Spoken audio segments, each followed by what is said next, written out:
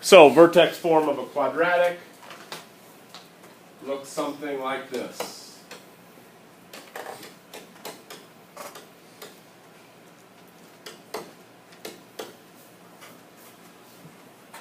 Where A, H, and K will always be some number.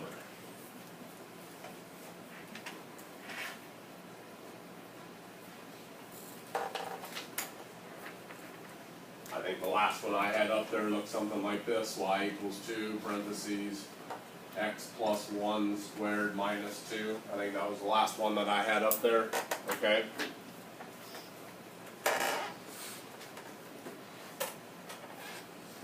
So in that case, the A value was 2. The H value was actually -1. Right? H value was -1 and the K value was -2. Okay? So if you're given vertex form, you should be able to look at the equation and say, hey, my vertex is where? HK. Yep. And all this number out in front does is what? Well, it did something. Either makes it wider and fatter, or skinnier and narrower, right? Or upside down. Or upside down if it's negative. Yeah? Okay? So personally, if I ever see vertex form, I'm a little bit happier than the standard form ones that we just got done doing. I don't need to do any work. I know where the vertex is going to be. Oh, it's going to shift it this far and this far, so I know my new vertex is at HK. Yeah? No questions? Yeah.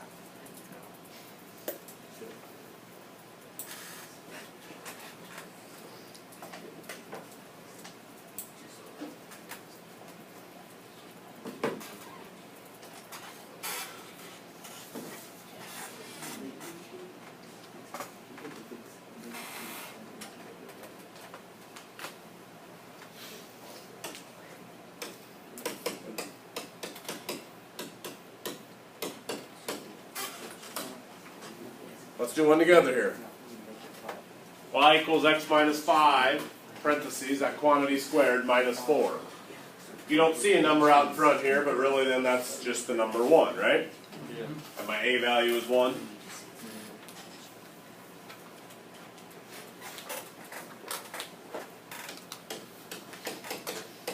What we're going to do with this, what we've been doing with all these quadratics, we're going to graph it. We're going to find the x-intercepts, the y-intercepts, the axis of symmetry, the vertex, except it's going to go pretty quick.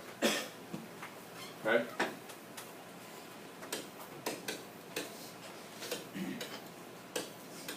Where's my vertex going to be? 5, -4. Good job. 5 to the right, 4 down. 5, -4. If my vertex is at 5, -4, where's my axis of symmetry? X equals 5, right? Because it's the number that always matches it here. So x equals 5.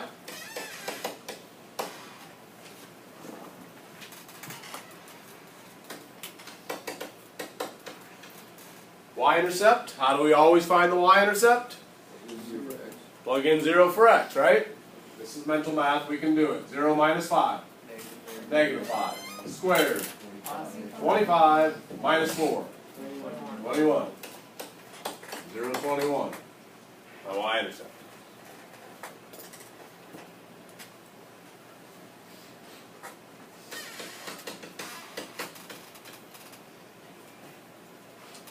How do we find x-intercepts? Plug in 0 for y. We'll do this algebraically. Alright? So 0 equals x minus 5 squared minus 4. Let's solve this for x. This is pretty simple. Alright, don't make it too hard. We're just trying to get x by itself, so what do you think we should do? Add 4, I like it.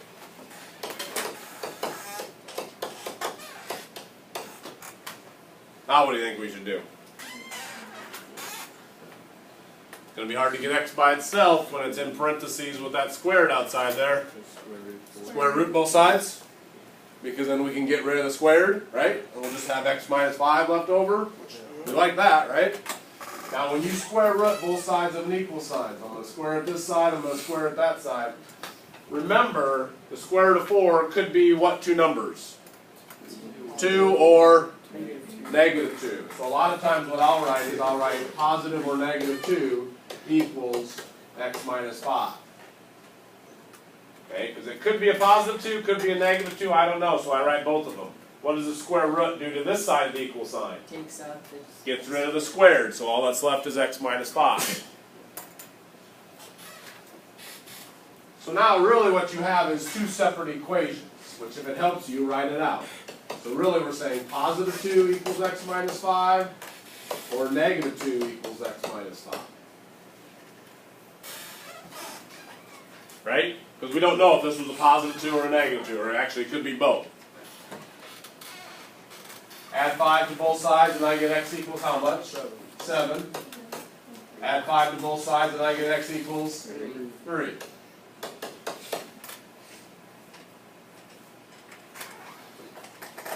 So my x-intercepts are 7, 0 and 3, 0.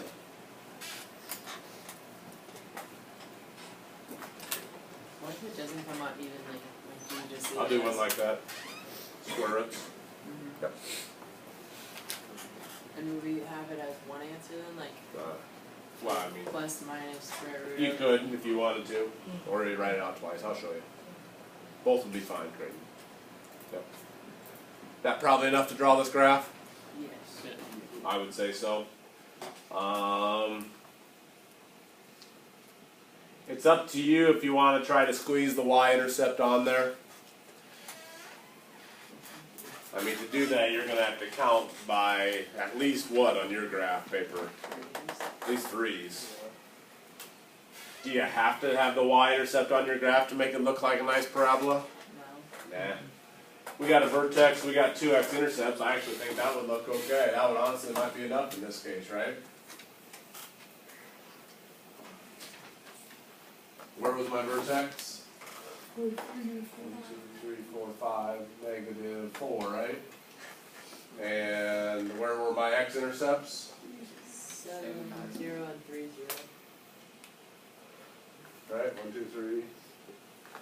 I mean, that's not bad. I would be okay with that.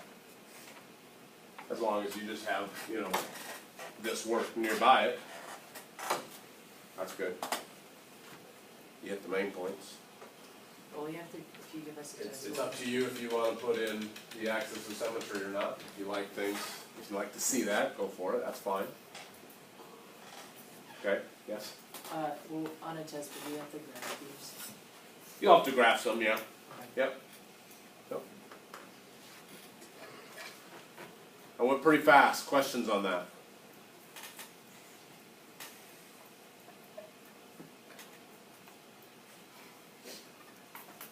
Can you use a graphing calculator or Desmos to help you graph them? Sure. Just like you always have been.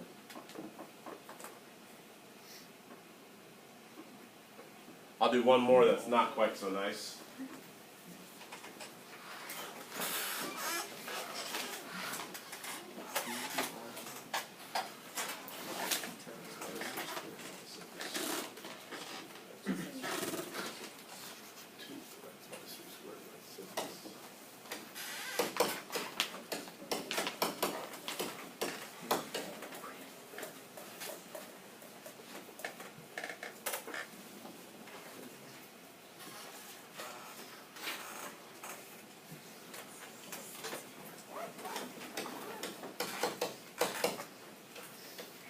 Vertex, 3, negative 6.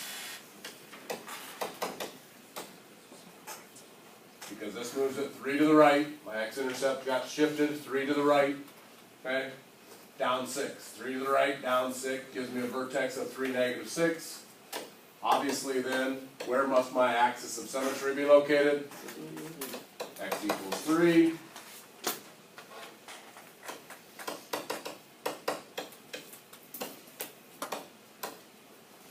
y-intercept, pretty simple. 0 minus 3, negative 3. Squared, 9. Times 2, 18. Minus 6, 12.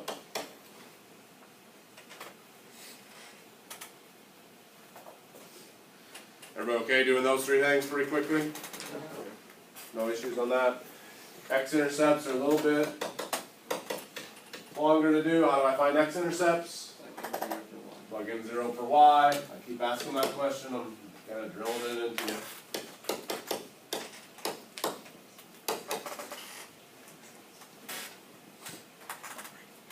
How do I solve this algebraically?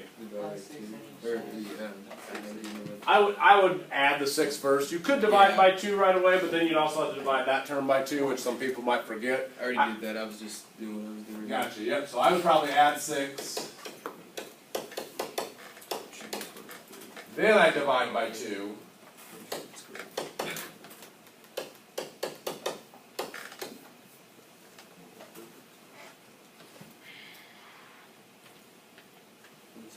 Square root. So when I square it this side, I could get a positive or negative. Now that number doesn't come out nice, so you can just leave it as the square root of 3.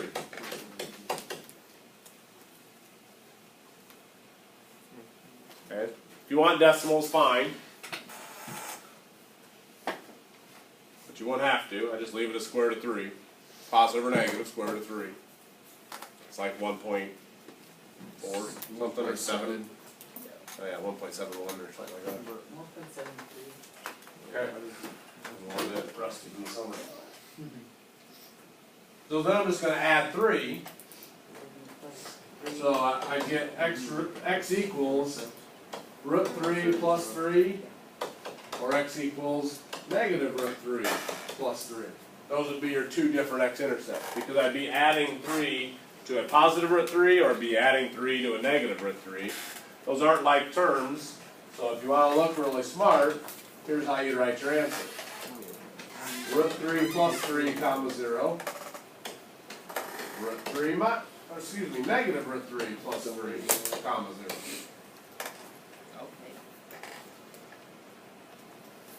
I am totally fine. Those are exact answers. If you can't stand that and you need to have decimals, you said the square root of 3 was roughly about 1.73. 1.73 plus 3 would be about 4.73.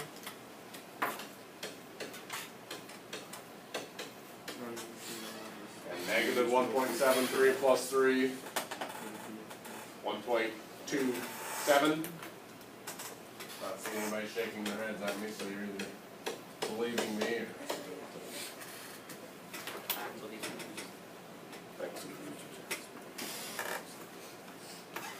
How would we graph this? How would we graph this? Well, How do you want to graph? How have you been graphing all of these? I don't care. well, since it's not like an exact number, that's what it means. Okay. We've had other not exact numbers. Right? I mean, don't overthink it, Craig. Don't overthink it, what I'm getting at. I'm not trying to make you feel silly for asking that question. I'm just, don't overthink it.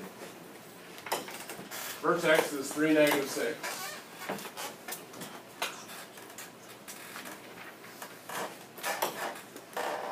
Y-intercept is 0, 12. I didn't leave enough room for me to get to 0, 12, so I'm not plotting that point.